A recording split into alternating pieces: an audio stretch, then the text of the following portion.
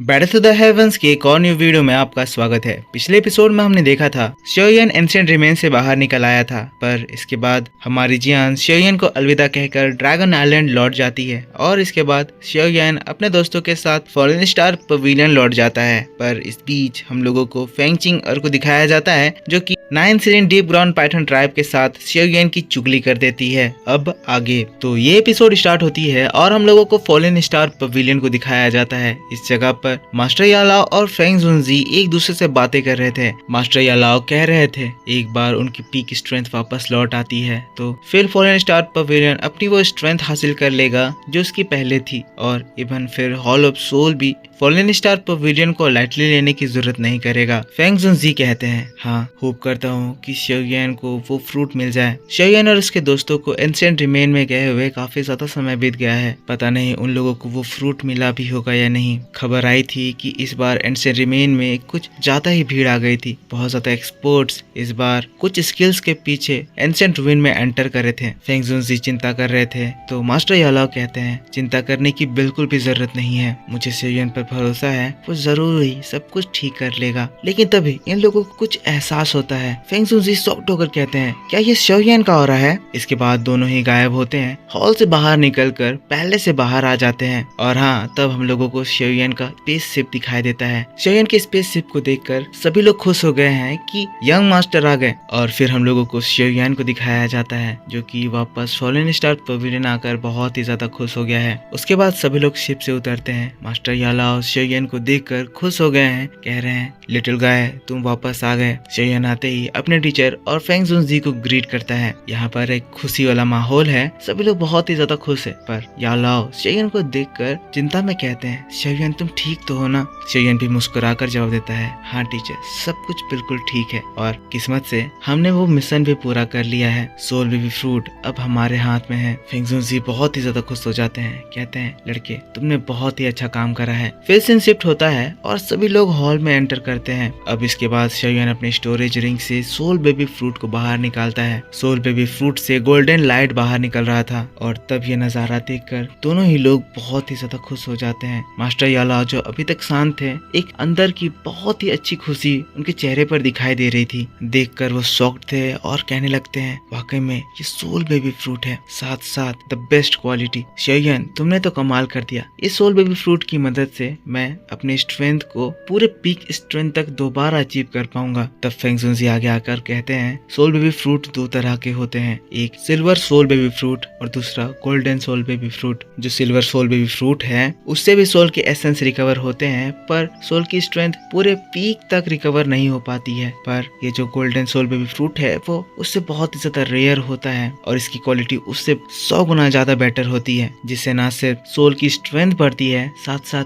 पूरा peak strength इस process से अचीव करा जा सकता है। खुश होकर फिर यालाओ को देखते हुए कहता है ब्रदर अब तुम्हारी पीक स्ट्रेंथ वापस आ सकेगी, तुम बिल्कुल ठीक हो जाओगे। मास्टर यालाओ भी जिसके बाद शोयन की ओर देखते हैं और फिर कहते हैं शोयन तुम्हारा बहुत बहुत शुक्रिया। जिसके बाद मास्टर यालाओ शोयन के दोस्तों को भी हाथ जोड़कर ग्रीट करते हैं, एज उनकी मदद के बिना शायद ये बहुत सारी प्रॉब्लम को फेस कर सकता था। मास्टर यालाओ कहते हैं आप लोगों की काइंडनेस और हेल्प को मैं हमेशा हमेशा के लिए याद रखूंगा। लिटिल फेरी डॉक्टर आगे आते हुए उनके इस थैंक्स को एक्सेप्ट करती है और फिर कहती है शोयन हमारा दोस्त है, शोयन के लिए आप बहुत ज्यादा इम्पोर्टेंट है और इसीलिए आपको थैंक्स कहने की जरूरत नहीं है। यालाओ जुनजी भी कहते हैं याओ जुनजी ये मैटर ज्यादा बड़ा नहीं है, हमें भी हेल्प करके बहुत ही अच्छा लगा। मास्टर यालाओ इन लोगों की बातों को सुनकर और भी ज्यादा खुश हो जाते हैं और फिर कहते हैं वाकई में शोयन को बहुत ही अच्छे दोस्त मिले हैं, आप लोगों को शोयन के साथ देखकर मुझे और भी ज्यादा रिलीव्ड फील होता है। जिसके बाद अब थोड़ा सा माहौल चेंज होता है और मास्टर यालाओ शोयन के कंधों पर हाथ रखते हैं और फिर कहते हैं शोयन मेरे बच्चे, अगर तुम्हारे फादर जानते कि तुम अब कितने ज्यादा बड़े हो गए हो तो उन्हें कितनी ज्यादा खुशी होती। तुम्हारे फादर एक बहुत ही ग्रेट पर्सन है और वो हमेशा तुम्हारा सबसे ज्यादा भला चाहते थे। तुम अब काफी ज्यादा बड़े हो गए हो, ताकतवर हो गए हो और मुझे लगता है जब वो तुम्हें ऐसे देखते तो उससे ज्यादा खुश इस दुनिया में कोई भी नहीं होता। मास्टर यालाओ की बात को सुनकर शोयन इमोशनल हो जाता है और फिर अपने फादर के साथ स्पेंड किए हुए टाइम को याद करने लगता है। शोयन उस वक्त बहुत ही ज्यादा कमजोर था। कोई भी उसे सीरियसली नहीं लेता था, बल्कि सब उसका मजाक उड़ाते थे। पर एक शेयन के फादर ही थे जो कि हमेशा शेयन को मोटिवेट करते थे।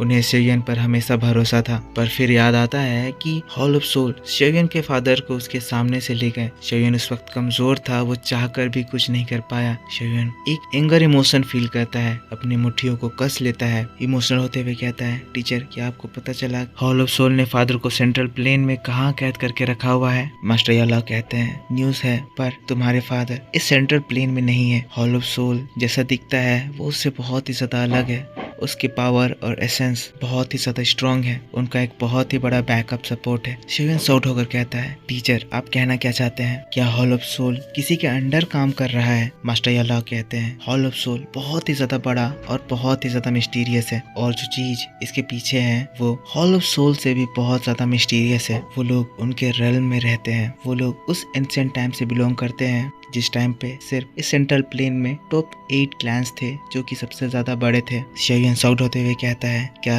इन लोगों के पास भी कू क्लैन जैसा ब्लड लाइन है? यालाओ हाँ में जवाब देते हैं। पर फिर शेयन कहता है, चाहे हॉल ऑफ सोल कितना भी ज्यादा स्ट्रॉन्ग हो फादर, मैं हॉल ऑफ सोल को हराकर आपको जरूर सही सलामत बाहर ले आऊंगा। मास्टर याला भी कहते हैं, शेयन मेरे होते हुए तुम बिल्कुल भी चिंता नहीं करो, तुम्हारे टीचर तुम्हारे हमेशा साथ है। तुम्हारे फादर को बचाने के लिए अगर मुझे अपनी जान भी गंवानी पड़े तब भी मैं तुम्हारे फादर को जरूर रेस्क्यू करूंगा। यहाँ ये इमोशनल माहौल चल रहा था, लेकिन तभी हम लोग पीछे से किल्लिन को देखते हैं जिसकी हालत थोड़ी सी खराब हो रही थी। जो पॉइजन इसके अंदर डाला गया था वो एक्ट करने लगता है और इसे अचानक से बहुत ही ज्यादा दर्द और कमजोरी महसूस होने लगती है। अगले ही सेकंड हम देखते हैं किल्लिन को चक्कर आता है और किल्लिन बेहोश हो जाती है। सभी लोग जब ये चीज देखते हैं तुरंत ही ये लोग उसके पास जाते हैं। लिटिल फेरी डॉक्टर किल्लिन को चेक करती है और शॉक्ड हो जाती है। घबराते हुए कहती है, शेयन स्नेक वेनम ने अफेक्ट दिखाना शुरू कर दिया है। किल्लिन के पास बहुत ज्यादा कम समय है। फिर अगला सीन शिफ्ट होता है और हम देखते हैं शेयन किल्लिन को लेकर एक हॉल में आ गया है और वो ये पॉइजन एक्सट्रैक्ट करने वाला है। असल में इस बीच में थोड़ा बहुत चीज हुआ जो कि काट दिया गया है, जैसे कि शेयन रिसर्च करता है और फिर मास्टर यालाओ की मदद से शेयन को समझ में आ जाता है कि किस तरह से इस पॉइजन को बाहर निकालना है। जिसके बाद पिलबीस्ट के ब्लड को इस्तेमाल करके शेयन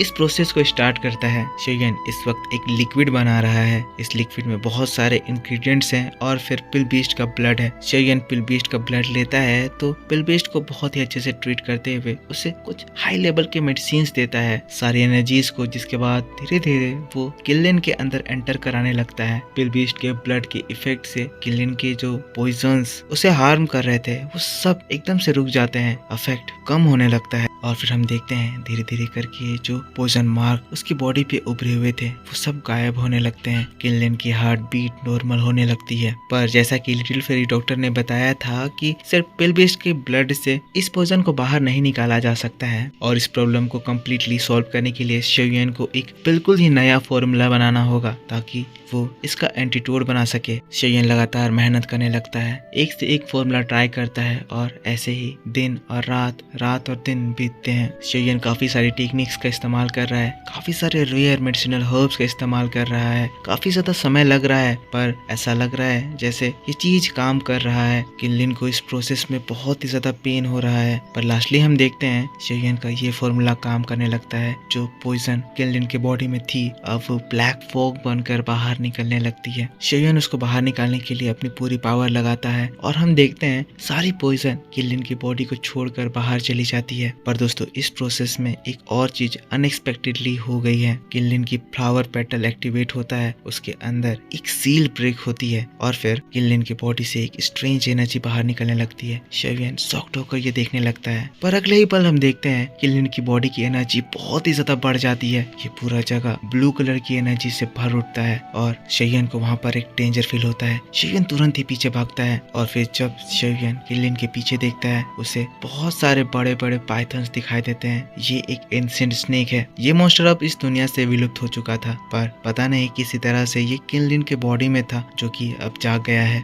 शेयन ये देखकर शॉक्ड है और वो मॉन्स्टर शेयन को देख रहा है। इस जगह पर एक डेंजरस एनर्जी फैल गई है, पता नहीं अब आगे क्या होगा क्योंकि किल्लिन बेहोश है और ये मॉन्स्टर शेयन के ऊपर गुस्सा है। पर इसी बात के साथ बैटल ऑफ द हेवंस का ये एपिसोड इस जगह पर खत्म होता है। तो मेरे दोस्तों आप मुझको बताओ कि आपको ये एक्सप्लेनेशन कैसा लगा और सबसे पहले तो जितने भी मेरे मेरे मुस्लिम दोस्त हैं उन सभी को ईद की बहुत बहुत शुभकामनाएं। मैं जानता हूँ वीडियो बहुत ज्यादा लेट हो गई है, पर कुछ रीजंस थे जिसकी वजह से मैं वीडियो नहीं बना पाया। पर इसके बाद आज शाम को इसी चैनल पर आपके लिए इसका नेक्स्ट पार्ट भी आएगा, जो कि मैं आपके लिए डिटेल में एक्सप्लेन कर दूंगा। तो उसे देखने के लिए आपको इस वीडियो पे जमकर सपोर्ट दिखाना है। तो प्लीज दोस्तों जितना ज्यादा हो सके सपोर्ट दिखाइए, एक लाइक और एक कमेंट सभी लोग करके जाइए। और जिन्होंने भी चैनल को सब्सक्राइब नहीं कर रखा है, सब्सक्राइब करके बेल आइकन ऑन कर लीजिए, ताकि जैसे ही वीडियो आए तो आपको सबसे पहले पता चल जाए। पिछला एपिसोड नहीं देखा है तो देख लेना, और हो सकता है आपके लिए कॉम्प्लीमेंट्री और 2 वीडियो आज ही दी जाए। मिलता हूँ मैं आपसे नेक्स्ट वीडियो में। Take care, bye bye and thanks for watching.